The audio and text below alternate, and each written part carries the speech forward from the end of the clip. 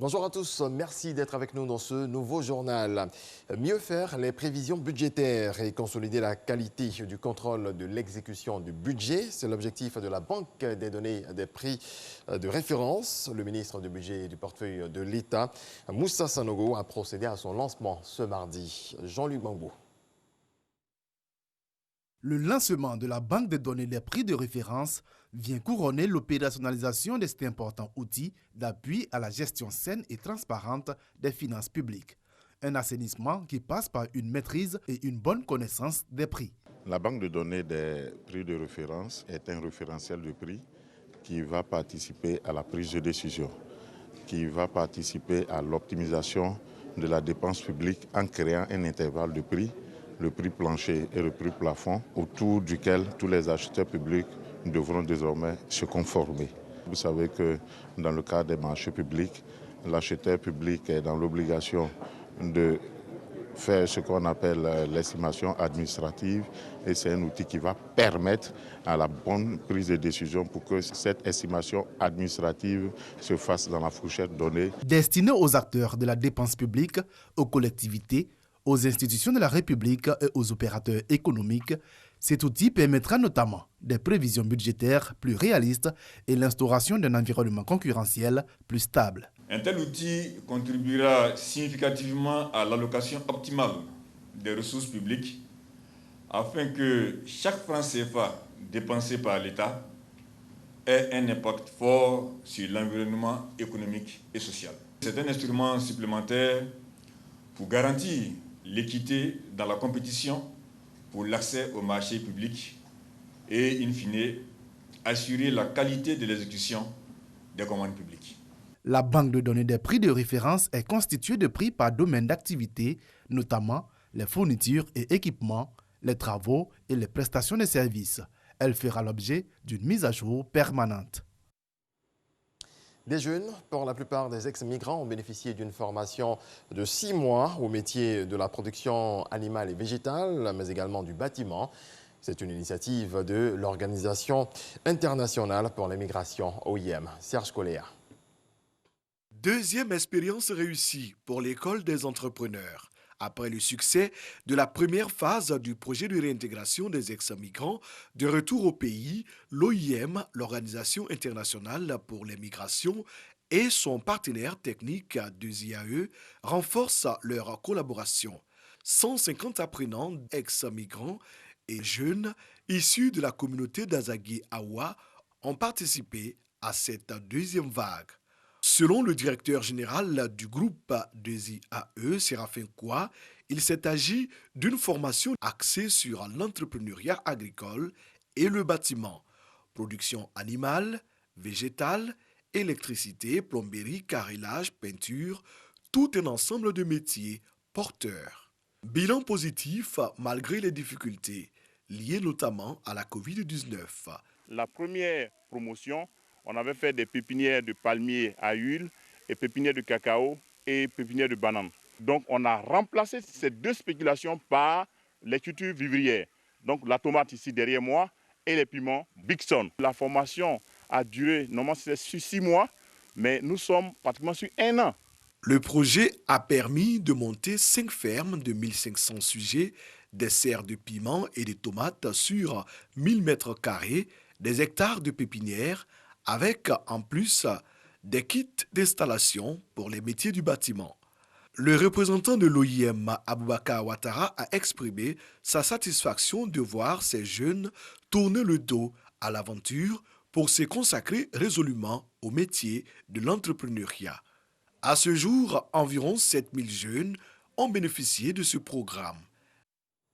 On en vient au point Covid 2019. À la date de ce mardi 11 août, le ministère de la Santé et de l'Hygiène publique annonce 49 nouveaux cas sur 682 échantillons prélevés, soit 7,2% de cas positifs, 269 guéris et 0 décès. La Côte d'Ivoire compte donc 16 847 cas confirmés, dont 13 321 personnes guéries, 105 décès et 3 421 cas actifs.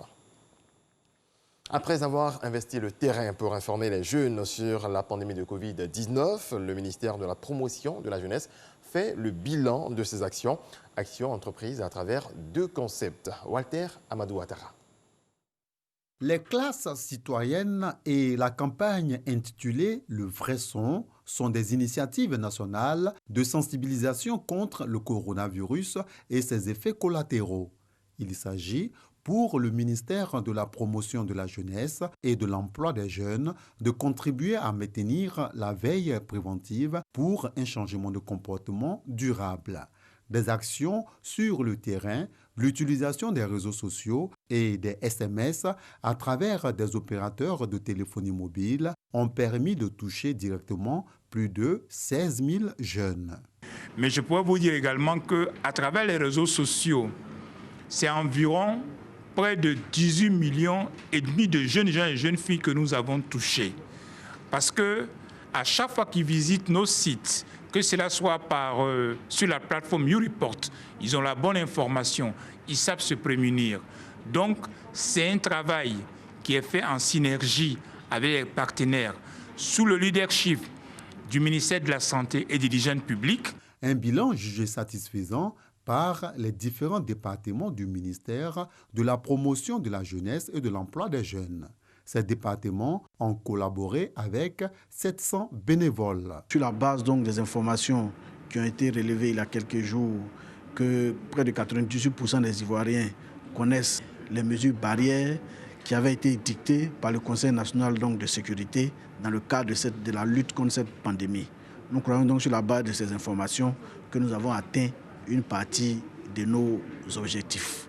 Les bénévoles ont fait la promotion des gestes barrières, à savoir la distanciation sociale, le port du cache-nez, le lavage des mains ou l'utilisation du gel hydroalcoolique à travers les concepts le vrai son et la promotion des classes citoyennes.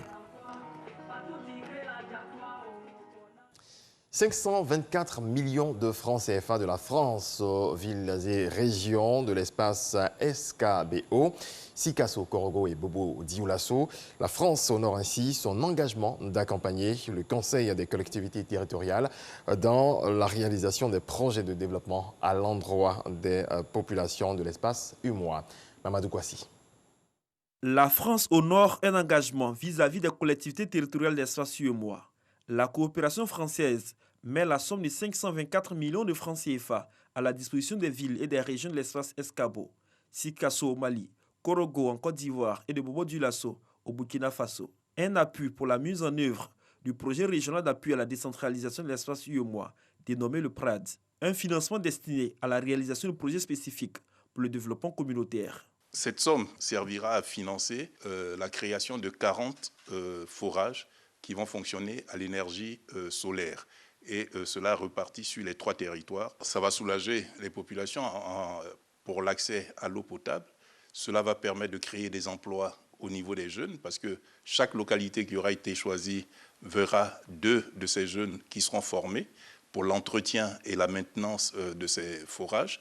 Et puis cela va permettre aussi le renforcement en capacité des élus locaux sur la maîtrise d'ouvrage, sur la maîtrise déléguée.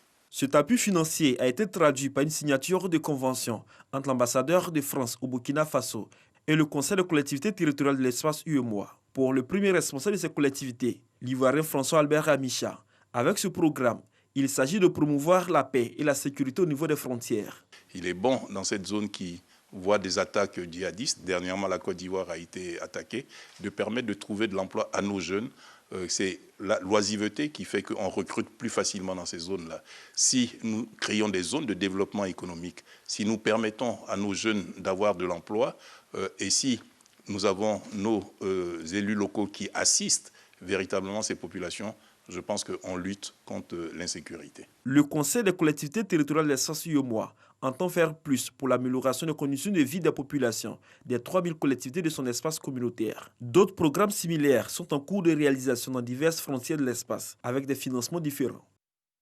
L'Inde, à travers son ambassade en Côte d'Ivoire, initie des formations en entrepreneuriat à l'endroit des femmes analphabètes. L'institution a présenté les 4 premières boursières de retour de formation dans la ville de Tilonia, en Inde. Jean-Marc Djadji. 4 étudiantes de retour de la ville de Tilonia, en République fédérale de l'Inde. Durant 5 mois, de mars à juillet 2020, elles ont bénéficié de stages pratiques en électrification solaire, en micro-entrepreneuriat et en collecte des eaux pluviales. Au sortir de cette formation en Inde, nous sommes autonomes. J'encourage les autres femmes à participer, de briser la barrière. Formées à Barefoot College International, ces femmes analphabètes ont désormais l'opportunité de se prendre en charge et d'être autonomes grâce à l'appui de l'ambassade de l'Inde en Côte d'Ivoire et des autorités parlementaires. Nos dames sont parties, elles sont revenues avec une formation de pointe. Et aujourd'hui, il nous appartient à nous, en tant qu'Ivoiriens, en tant que cadres, en tant qu'institution de l'Assemblée nationale, de pouvoir rendre utile cette formation. Le but en fait de cette formation était essentiellement de rendre ces femmes indépendantes. Elles sont devenues aujourd'hui des ingénieurs dans le domaine du solaire. Donc elles ont la possibilité de fabriquer ces lampes, de les réparer et aussi d'être indépendantes sur le plan financier. Cette formation initiée par la République de l'Inde s'inscrit dans le cadre du renforcement des relations diplomatiques avec la Côte d'Ivoire, entamée depuis 1962. Une paix durable et définitive dans le monde, c'est possible. C'est ce que pense la Fédération pour la paix universelle qui a fait des propositions. C'était au cours d'une rencontre dénommée le Rallye de l'Espoir, organisée en Corée du Sud. Maïsako. Séoul, le 9 août 2020. Dans la capitale sud-coréenne, le décor est planté. Sur place, physiquement, des milliers de personnes. Et sur la toile, plus d'1 million de participants de tous les continents sont en communion autour de questions de paix. Je confirme qu'il existe des valeurs universelles que tout le monde affirme au-delà de la race, de l'ethnie, de la religion ou de l'idéologie. Le livre saint, le Coran, dit ceci et je cite: « Les croyants ne sont que des frères. Établissez la concorde entre vos frères. » Le moment est venu pour nous de construire des ponts, pas d'ériger des murs. Si nous travaillons ensemble, il n'y a aucun défi trop grand, aucun obstacle qui ne peut être surmonté. Nous sommes les membres d'une seule famille humaine. Cette rencontre à la fois physique et virtuelle s'est déroulée dans un contexte de crise sanitaire liée à la pandémie de coronavirus. Le virus restera une menace pour tous tant qu'il continuera de circuler quelque part dans le monde. Nous le vaincrons, non dans le repli sur soi, mais en œuvrant dans la solidarité et la fraternité humaine, comme l'a toujours fait la FPU. Dans son message d'espoir, la cofondatrice de la Fédération pour la paix universelle, Dr Akja Moon, également initiatrice de ce rendez-vous, fait part de sa recette pour l'obtention d'une paix globale. J'exhorte tout un chacun à réévaluer son appel spirituel et son potentiel humain en relation avec la réalisation d'un amour qui nous embrasse tous. Le Rallye de l'Espoir 2020 s'est articulé autour du thème « Reconstruire et renouveler nos nations dans le monde de l'après-Covid-19, interdépendance, prospérité mutuelle et valeurs universelles ». L'initiative du Dr Akja Moon est à saluer. Si nous avons eu sur cette terre 2 ou 3 autres personnes comme Dr Akja Moon, je pense que le monde aura la paix. Du fait de sa retransmission en direct sur plusieurs chaînes de télévision, le Rallye de l'Espoir 2020 a été vu par plus de 100 millions de téléspectateurs. En bref, 12 août 2020, cela fait aujourd'hui 1 an que le roi du coupé-décalé, Ange Didier, alias Didier Arafat, est décédé à la suite d'un terrible accident de moto. La famille de l'artiste et ses fans se préparent activement pour la commémoration de l'an 1 de la disparition de celui qui se faisait appeler Birus Sama. On termine au Mali. Les opposants au pouvoir se sont rassemblés hier mardi à Bamako pour réclamer à nouveau le départ du président Ibrahim Boubacar Keïta. Cela malgré l'appel de la communauté internationale à privilégier le dialogue. Merci à toutes et à tous de votre attention. Très belle journée à vous.